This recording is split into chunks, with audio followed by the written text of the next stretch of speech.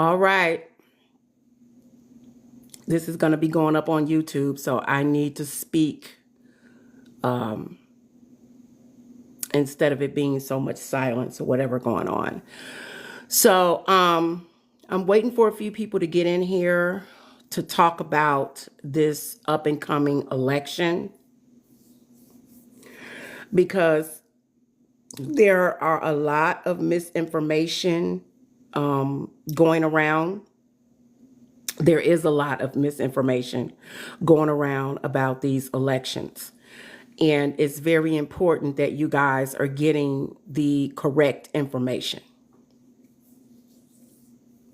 That's what's important to me, that you all get the correct information. And I'm going to go over this article. It says, will the SAFE Act make it harder for married women to vote? That has been a really, really important topic. And there are just specific things that people are not telling you. And it's very important that you learn all of this information.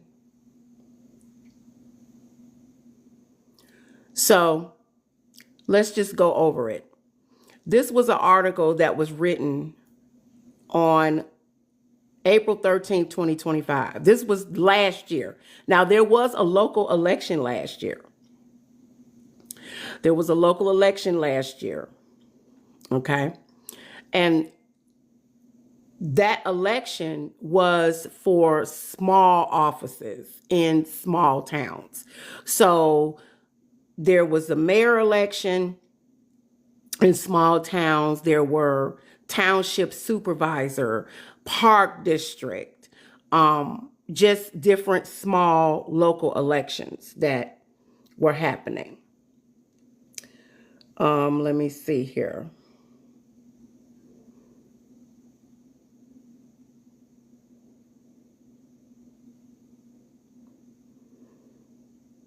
Okay. I'm just checking some things right now.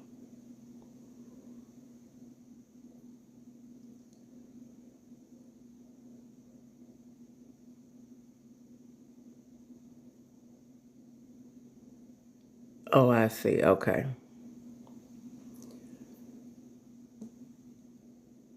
I was just checking. Oh, hi, Miss Nina. I'm just going over the name of the show is called House to Vote. This is episode 1. I'm going to be doing several episodes on this election because people are getting misinformation. And thank you for coming in. So let's just go over this because this has been a hot topic. It says, will the SAVE Act make it harder for married women to vote? We asked legal experts. This came out last year, and now it's like coming ahead. So it says, as the Safeguard American Voter Eligibility Act heads to the Senate, there has been growing debate on how the bill may affect voting for millions of married women, particularly those who have changed their last name if it becomes law. The legislation known as the SAVE Act looks to make sweeping reforms on voters' registration. It was introduced in response to fears about voter fraud, though research has consistently showed that such incidences are exceedingly rare and not a significant factor in American elections. Among the most notable changes outlined in the bill is required to prove U.S. citizenship before registering to vote. Okay, so there's been just all of this fear-mongering going on. Most of us have the required documents. Now, let me just explain this for a moment so you guys will understand. And you, whatever state or area that you live in, I'm in Illinois. You can go to your local board of elections and get all the rules and regulations. There are several states where you can actually go register to vote at the polls the same day that you want to vote. Some states don't allow it. Some states you have to go and register to vote prior to the election. Now, I live in Illinois. Early voting has started in Chicago, And it started in Chicago on February 12th, which made no sense because it was a holiday. Okay. I live in the suburbs, so it's going to start February 18th where I live. That's early voting. And people are encouraged to vote early. I see that someone is in here from another country. I don't know how your election works over there. But I just want to show you guys something. This is what they're not telling you. I am a person that have worked the polls since 2019. I have been an election judge. I've been head judge. I've been key judge. That's who they get the key to open up the cabinets and to open and close the polls, because there's a process to this. Okay, but this is the one thing that they're not telling you. They're not telling you about the provisional ballots. So I want to talk about provisional ballots for a moment. I want you all to know that every single person that goes to the poll, you will be able to vote. It is against the law for them to turn any voter away, whether they have the required documents or not. But you got to read the fine print. So let me show you what a provisional ballot is. Okay. All right. You see this? This is a provisional ballot. Let's read it. It says a provisional ballot. Provisional voting was created to allow a voter whose eligibility has been questioned to vote on election day. Provisional ballots must be kept in a separate secure container until voter eligibility to vote is determined by the election authorities after election day. So when does provisional voting apply? Provisional voting applies in 4 different circumstances. If the election judge has no record of the individual, that means if you come into the polls and we can't find you in the system, okay, a voter's voting status has been successfully challenged. If the judge is challenging your status because we can't find you in the system, a voter did not provide identification when registering to mail. By mail. So what'll happen sometimes when we pull your name up in the system, it may have some information there. It says a court order extends the time for closing the polls. Okay. So that I don't really have much information about that. We'd have to do a deep dive into that. There may be circumstances that require a court order to extend the time for closing the polls. I mean, it could have been a long line outside. I know that there are people who waited in line for hours and hours during some elections, okay? So, why do we have provisional voting? We have provisional voting to ensure that all qualified voters are allowed to vote, to get a complete review of the voters' information, to correct any errors made during the registration process, to update voter records, to register voters for future elections. Okay, so let me show you now. This is in Illinois. Okay. This is what it looks like. This is a sample provisional voter affidavit. Okay. So what happens is when you go into the polls and if they cannot prove that who you say you are, if you can't prove it, you're not in the system, your signature is not on file, or if there's some misinformation going on with your identification, what we will do as election judges is we will give you a provisional ballot. The provisional ballot you can only vote on the touch screen. You cannot have a paper ballot when we do provisional ballots. So what they'll do is you'll go do the touch screen, you will go vote. Then they give you this affidavit that you signed. And they will give you some instructions. And when you are done voting, they give you all of this information. And then you go down to the election office. You have to go to the Board of Elections and provide them with the information that they are requiring in order for that vote to count. So see, that's the loophole, y'all. Anybody can go and vote. But is the vote going to count? And you have 7 days to go and turn that provisional affidavit in with the required information that they're asking for. See, let me explain something to you guys. Whenever there is an election, the election is not certified for 14 days. So people think that they didn't won some election on election day. No, that's projections. You are not certified as the winner until 14 days after the election, because they have to count the mail-in ballots. They have to count these provisional ballots. See, I've been in politics since 2002. And I've worked the polls since 2019. This year, I'm going to be a poll watcher because I want to make sure that everybody's doing what they're supposed to be doing. So I'm not even going to work the polls this year unless I do the nursing home polls. If I can get in and do a nursing home before the election, then I may do that.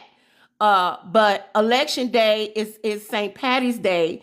And Chicago Flips Red, which is an organization that I'm helping because I help all the political parties. They're having, I booked them to be at Daily Plaza, and I wanted to go down there to be with them. Now, unless I'm out of town, I won't be able to do anything. But I'm going to try to be a part of this process. So this is what I want you guys to do. Wherever you are living in terms of the election, I want you to start investigating your candidates. Okay, you need to find out who your representatives are. Okay, now let me come back to this. Okay, we went through that already. And we went through, you see what the provisional ballot looks like. Okay, I talked about that. Okay, that's another reason for the provisional ballot. Okay, so this is, and where I live in Cook County, Illinois. You want to get your sample ballot because you want to find out what's on your ballot. So you're going to go to whatever website you need to go to get your sample ballot. This is called Your Voter Information. Okay? So what you're going to do is, this is how it looks. So you're going to put in your house number. Okay, so your house number may be 525. Then it's going to ask for the direction. It could be north, south, east, west, or you may not have one. Then whatever street you live on. Okay, and then you move over here. It's going to say whatever type. Okay, so you have avenue, boulevard, circle, all that kind of stuff. Okay, then you put your zip code in, then your last name, and you click submit. Okay, this is how you find your voter information.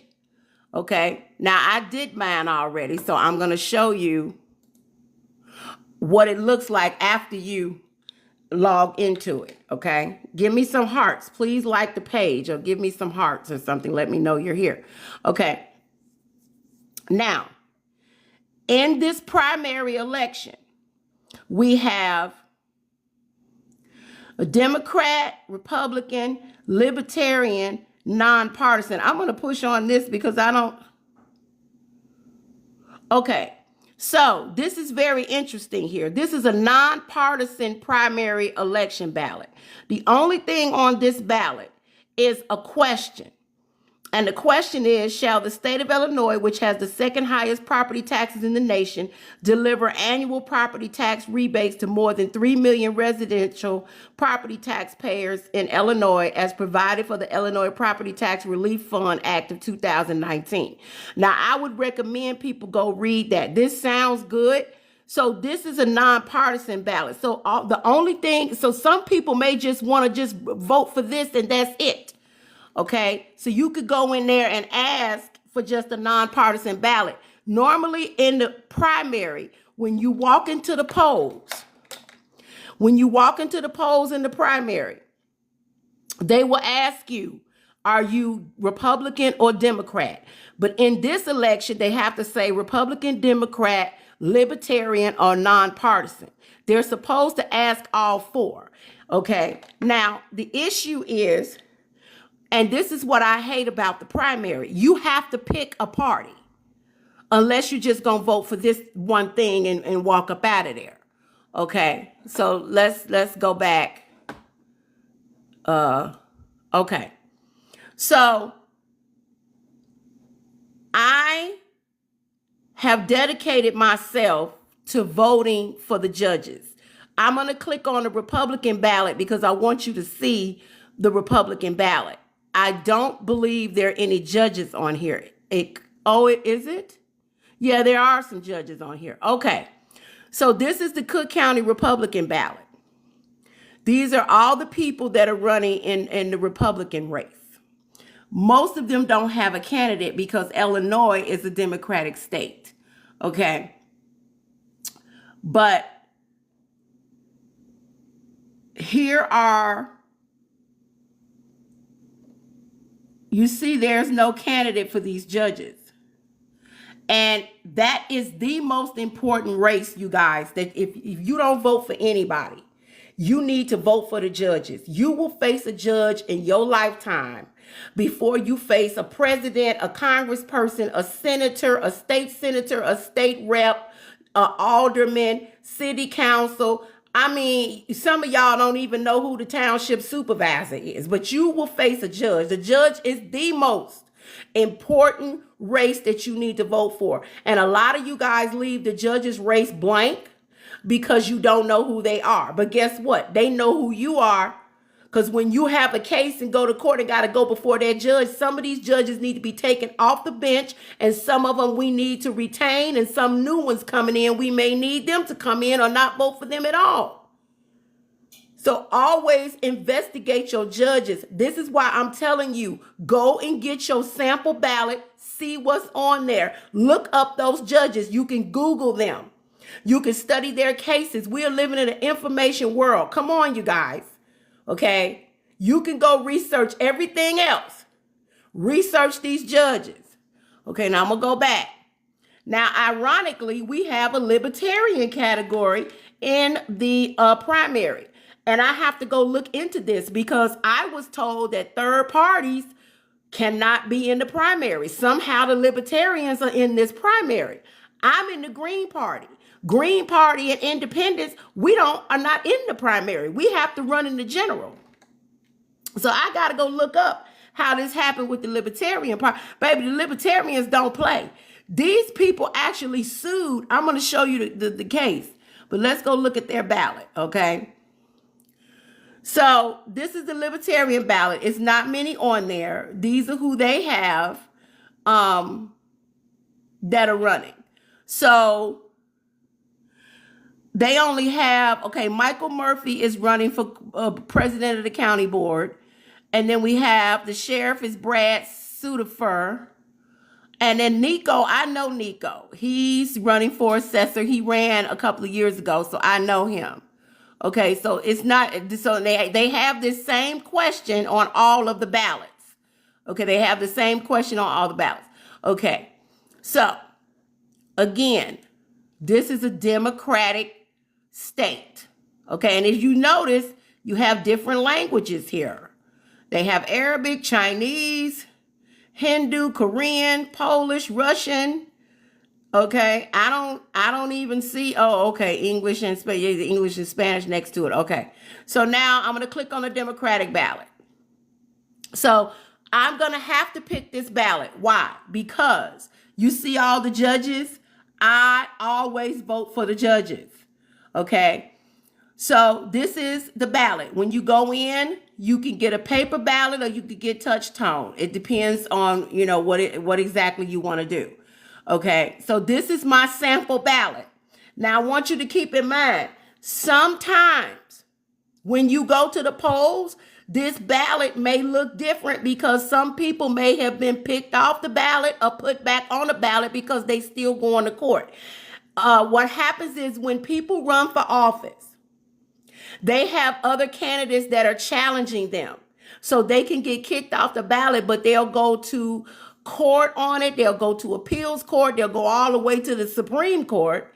And I knew a lady who had so many court cases going all the way up the chain that she didn't really get a fair race because she went all the way to the Illinois Supreme Court. Her name is Andrea Rayla, and she was running for Cook County Assessor, and she was running against two men.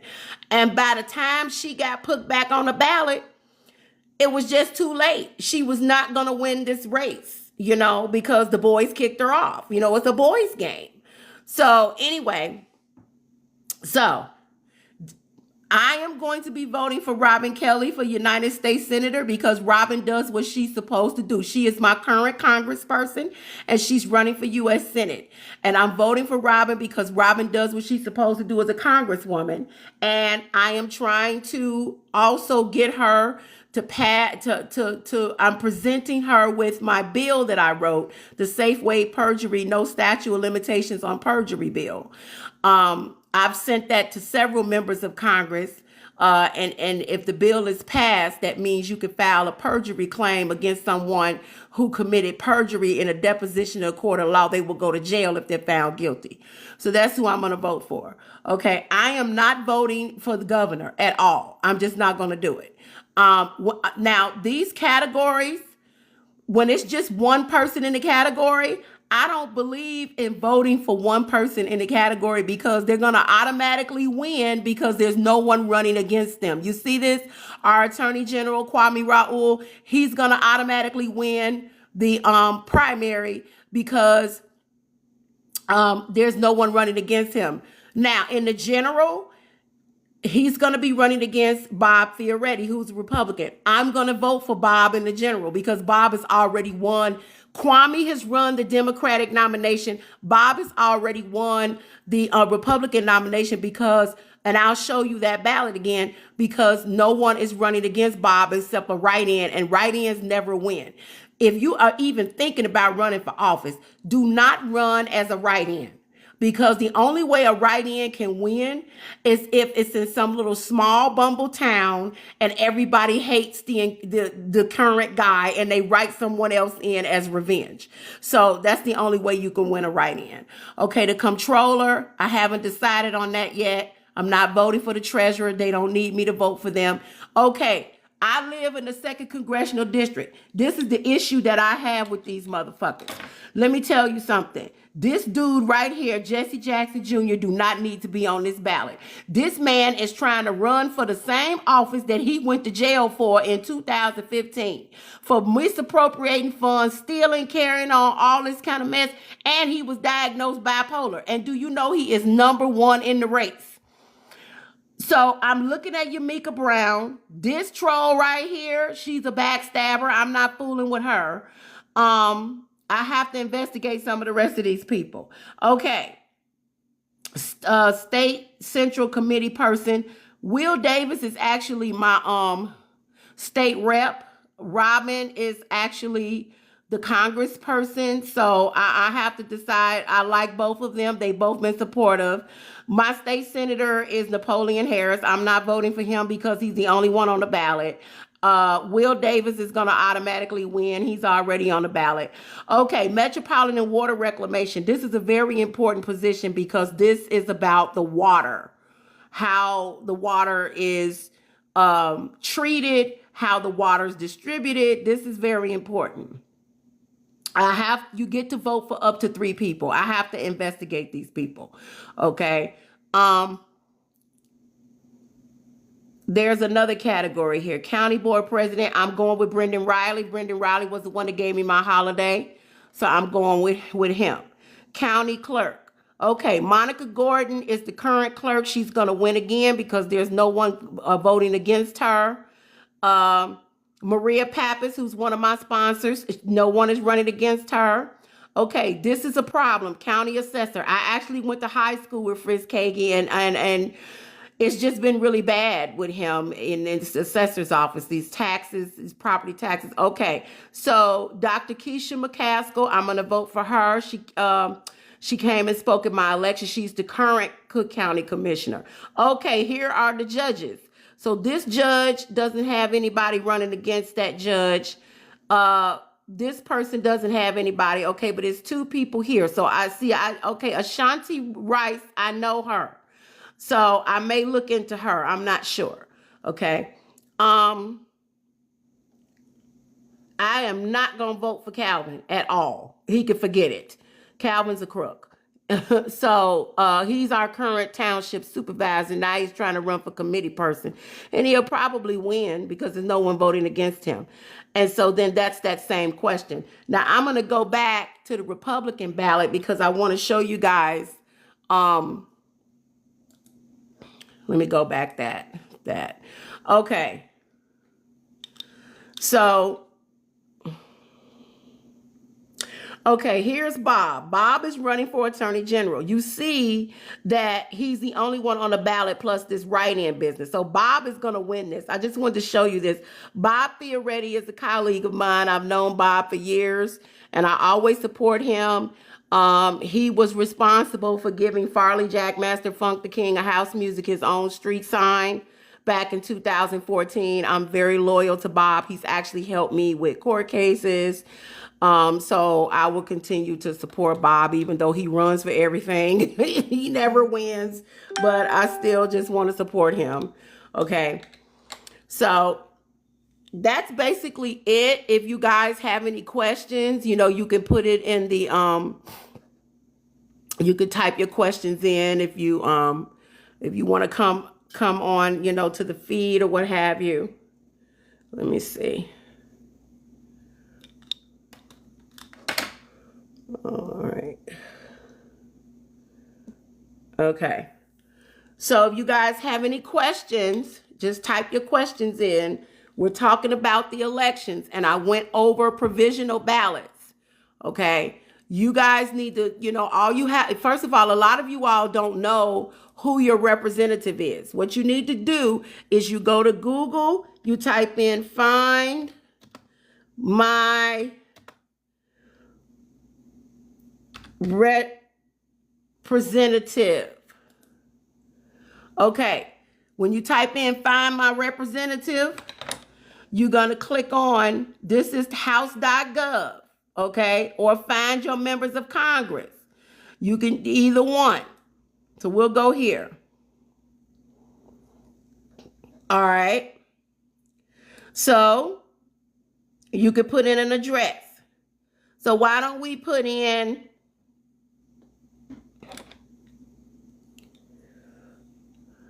let's put in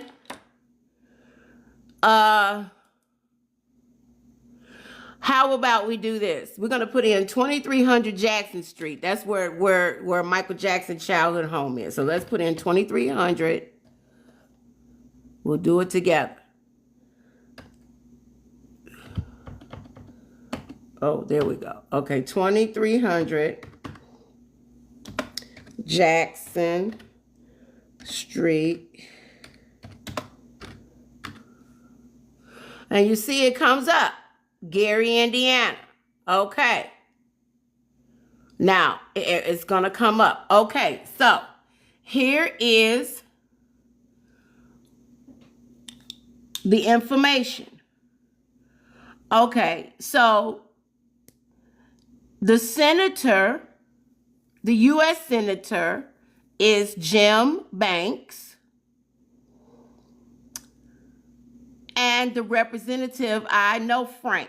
I haven't met him, but he knows me and I know of him because he did some certificates for me. So Frank Mervin is the congressional rep and Jim Banks is the U.S. senator. Okay. And then the other U.S. senator is Todd Young. So this is how you find out who your people are.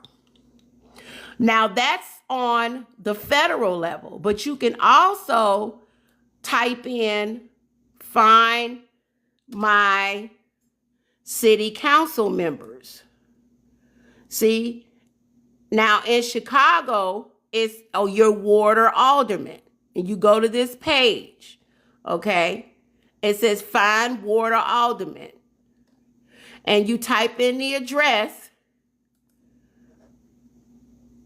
That address was already there. Okay, so and it comes up.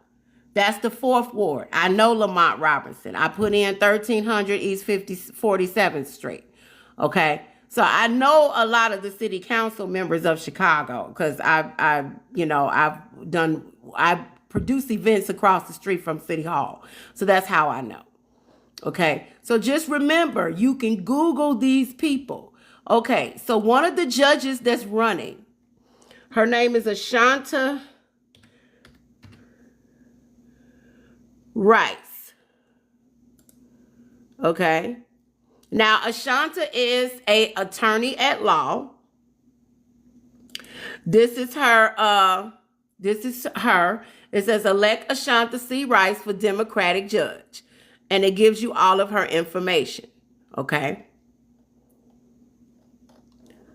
But you can also look up these judges. Like I know this one judge, I can't stand her, but her name is Judge Wren.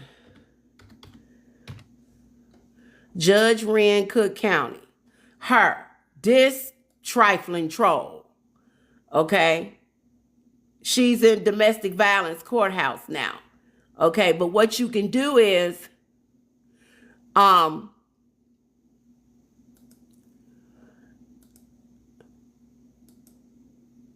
you can do a Freedom of Information Act and you can get information about her. Now, okay, so here's injusticewatch.com. Okay. And it gives you some information here as well. Now, there's something called Ballotpedia. Okay. And that also gives you information. Now, unfortunately, she was retained. Okay. But I did ask people not to retain her because she created a lot of problems. Okay. So get involved. Become active. Learn the process. Be an educated and informed voter. Do not go to these polls and let people stick material in your face and it has a list of people on it and they say vote all these people because they want you to vote for the party. Do not vote for the party. Always vote for the person because it could be 7 people in that list and 5 of them could be Satan. You don't know these people. Stop voting for people that you don't know. Do the research.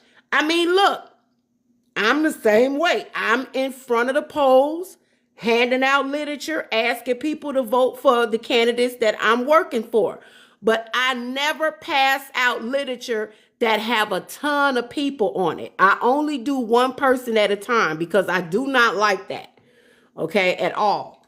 Don't vote for the party. Vote for the person, okay? Again, the problem with the primary is you have to pick a party. Unfortunately, I have no choice but to pick the Democratic ballot because that's the only ballot the judges are on, and I want to vote for Robin. Okay, but some primaries in some state are open where you can vote for anybody from any party. But a lot of states like Illinois, the primary is you have to pick a party, and that's the ballot that you have to pick. And let me just acknowledge the people that are in here. Hi, Enrique, DJ Lacroix, Neb, KR, Nicole, David, Kong, Martin, Ramirez, Kosa, John, Adrian, Pani, I can't say your name, honey. It's in a different language. Arletta, Alex, Alexa, Rayo, Mike, Hindale. Thank you guys so much for coming in here. Nico, Hector, Jonas, David. Okay. So again, before I go, I want to take you guys back to the provisional ballot because there's so many people that are coming in here. Okay. Let me see. Okay, I just went over these ballots. This was your voter information. Okay, so let me go get the provisional ballot again.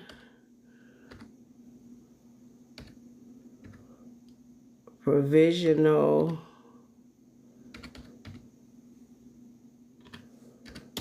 ballot. Cook County. Okay.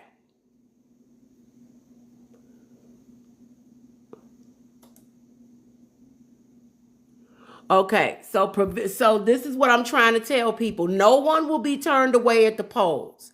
Everybody that comes to the polls to vote, they will be able to vote. But if you can't prove who you say you are and you are not in our system, when I'm an election judge, if I'm working the polls and somebody come in and there's an issue with trying to find them in the system, we give you a provisional ballot. Now, these are the reasons why the provisional ballots are used. Your name does not appear on the list of registered voters. Your voting status has been challenged by an election judge, poll watcher, or another voter, and majority of the election judges agree. A court order is issued instructing your polling place to remain open after 7 p.m. You are required to show identification because you registered by mail, but you did not bring your ID in the polling place on election day. Okay, so they will give you a provisional ballot. Everybody that comes into the polling place will be able to vote. Do not listen to any of this bullshit that you hearing that it's going to be a problem and all this, because it's not. The difference is if you are given a provisional ballot,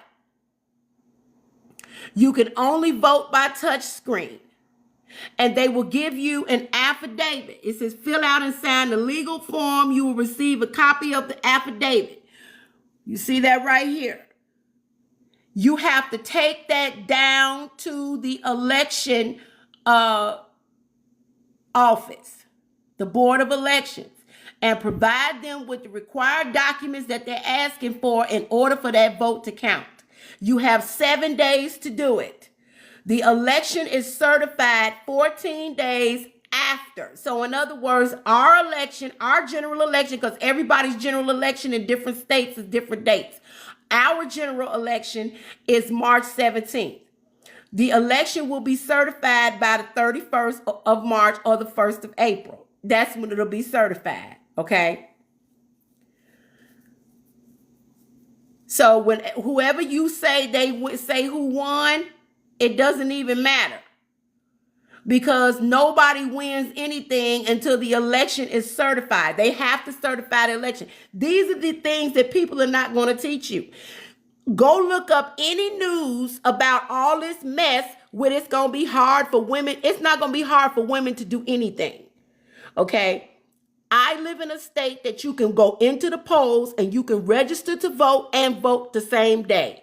You just better have all of your paperwork. When you go to the polls, and if you're registering to vote, they need to see some type of identification. They also need a utility bill, a bank statement. Okay, so all this, well, it is suppressing women. It's not suppressing women. Every married woman in this goddamn country got a marriage license. Your marriage license, a marriage certificate, has your maiden name on it and it has your married name on it. You take your birth certificate, your marriage certificate down there, you register to vote and keep on moving. Because see, let me tell you what the problem is. The problem is that there have been non-citizens voting in these elections. They have given non-citizens ID.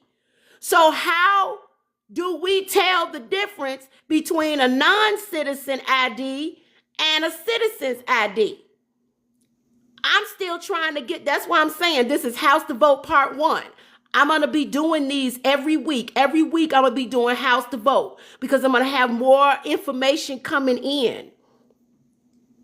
Because I'm trying to figure out how do we differentiate at the polls between someone who has a non-citizen ID and a citizen ID. Do it say it on there?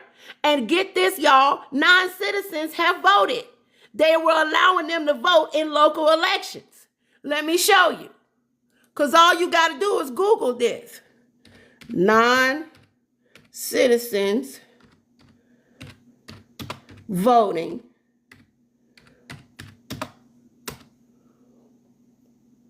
Look at this here. It is is illegal for a non-citizen to vote in a federal or state election. You see that? But guess what?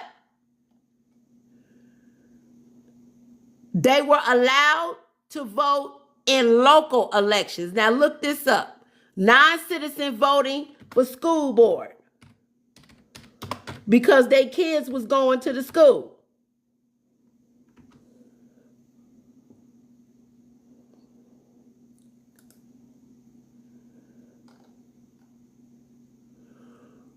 Okay. Read this. Illinois has about 425,000 non-citizens and Chicago 43,000 migrants representing potential votes. Elected leaders either want or want to stop.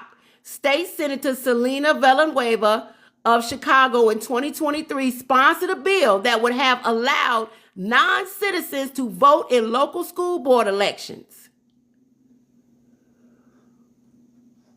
In Evanston, Ward 8, Devin Reed introduced an ordinance in late 2023 that would allow non-citizens resident with legal status, such as those with green cards, to vote in Evanston local elections. Both of these efforts stalled. The same thing happened to an effort by Illinois Senator members to ensure non-citizens would not be allowed to vote. Okay, so let me see. Okay, municipalities in Illinois can extend voting rights to non-citizens if they are not explicitly barred from doing so at the federal or state level. So now the two efforts in Evanston and Chicago both failed. Okay, so they didn't get a chance to pass that.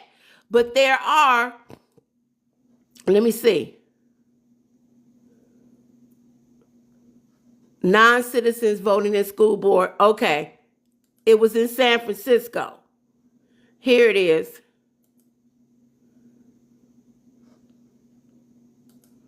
Hold on.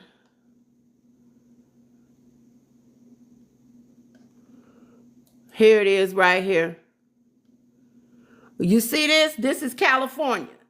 Current local law allows certain non-citizens to register and vote in the San Francisco Board of Education school board elections. Non-citizen voter registration expires after each school board election. So in California, they're allowing non-citizens to vote in the school board election in San Francisco. You see that? They should not be voting at all. See, this is what I'm talking about. This is the bullshit they don't want to tell you. They so busy hollering about, oh, it's going to be hard for seniors. It's going to be hard because they're trying to heighten requirements. You got to show an ID for everything. So as soon as I find out how, because I want to know when the poll workers are working, and let's say somebody come in and they have an ID and they want to register to vote and vote. How do we tell the difference between if that's an ID for a non-citizen or if that's an ID for a regular citizen? Because guess what? The non-citizen could have a lease and utility bill and bank account in their name. If all you need is an ID to open up a bank account, if all you need is an ID to get your utility bill or a lease, that don't make you a legal citizen. That you was born in this country. So, what have we learned? I want you to go over it again. We learned about provisional ballots. We learned how to look up who our legislative officials are. Listen, Google is your best friend. Google every damn thing. And you will learn all of this information. It is very important that you learn this and be a part of the process. And if you don't want to vote, you don't have to. Don't let nobody pressure you into doing something that you don't want to do. And don't be fussing at folks if they decide not to vote. People are tired of these politicians. A lot of them are very crooked, and they're tired of it. Okay? So it's 1:39 a.m. where I'm at. I'm going to end this live. I'm going to download it, and it'll be available on my YouTube page, Mother Diva's House TV series. I would like for you guys to go to my Instagram and follow me on Instagram. I need like 48 more people before I can go live on Instagram on my own page. So my Instagram is Mother Diva's House on Instagram. I'm Mother Diva's House on Facebook. And I'm Mother Diva's Show on Twitter. And I'm going to be going live on Twitter doing the same thing. I love you guys. Thank you guys for coming in. This has been so informative. And I will see you in the next live.